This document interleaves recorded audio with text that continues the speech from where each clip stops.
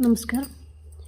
पंचभूत, पंच ज्ञानेन्द्रिय, पंच कर्मेन्द्रिय, पंच तन्मात्रा, मन, बुद्धि, अहंकार एपरी 23 तत्वर समष्टि रे ए शरीरर सृष्टि। पंचभूत कहले क्षिति, आप, तेज, मरुत, व्योम। क्षिति अर्थ पृथ्वी, हाड़ मांस त्वचा को नहीं आम शरीर जो संरचना है जो आकृति मिली ताहाको आमे पृथ्वी सह तुलना करुछु। आप कहले जल, आम कोशरे 65% रु 70% जल अच्छी।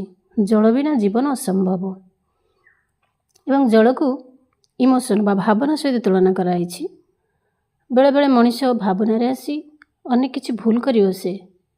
जेमिति पंखा घुरिबा बंद करिया कहले आमको रेगुलेटर पाखु जीवाक पड़े, ठीक से भली इमोशन बा भावना को कंट्रोल करने को हेले आमको विवेक पाखक जीवाक पड़िबो।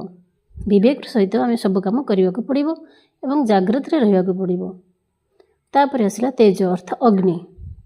अग्नि तत्व आम शरीर रे 37 डिग्री सेल्सियस एवं हमर फारेनहाइट स्केल 98.4 डिग्री फारेनहाइट तापमात्रा रही एवं आमे आम शरीर रे जठार अग्नि भोक लगुच आमको अग्नि तत्व रही भोक लगुच एवं खाद्य हजम होउची एवं हमको शक्ति मिलूची। तापर आसला मरुत वायु जो श्वासक्रिया आम करुचु जहाँ द्वारा आम प्राण संचार होउची एवं ता तो आम पई बहुत गुरुत्वपूर्ण कि आम शरीर जो गति करुची मूवमेंट पई भी वायुर आवश्यकता रही। तापर आसला व्योम आकाश। आकाश कहले शून्य स्थान बा खाली स्थान। आम शरीर जो खाली स्थान अच्छी ता आकाश तत्व सहित तुलना कर जाइछि एवं ताको पुणी आमर चेतना बा कॉन्शियसनेस सहित तुलना कराई। आमर चेतना को बहुत ऊर्ध्व स्तर को आमको नवाक पड़िबो। चेतना को ऊर्ध्व स्तर को नवाक हेले आमको कौन करिया को पड़िबो? ना समाज, ना शरीर, ना संजोग, ना प्रारब्ध काहारी कथरे मु निर्भर हेबी नहीं। हस्तरेखा किए लिखिछि मु जाने नहीं, मोर जानिबा दरकार नहीं, कारण से आसी तार किछि समाधान करि परिबो नहीं।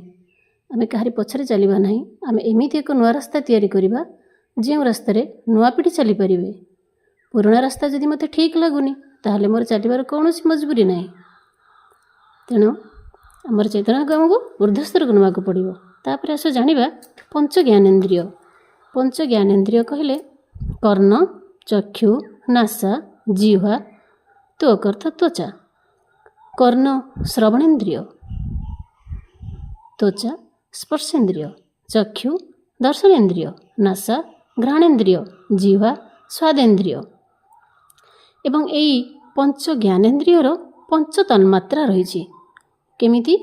कर्ण तार तन्मात्रा हला शब्द, त्वचा तार तन्मात्रा हला स्पर्श, चक्षु तार तन्मात्रा रूप, नासा तन्मात्रा होची गंध, जिह्वार तन्मात्रा होची रस।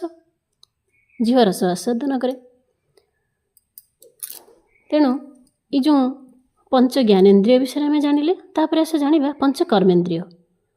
बाघ, पाद, पानी, वायु, उपस्थ ये होची पंच कर्मेन्द्रिय। ताले तुम मानकु मुझे पंचभूत कहली, पंच ज्ञानेन्द्रिय विषय कहली, पंच कर्मेन्द्रिय, पंच तन्मात्रा एवं आउ तापरे मन, बुद्धि, अहंकार ये समस्त को मिसई 23 तत्व रे आम शरीरर सृष्टि। धन्यवाद।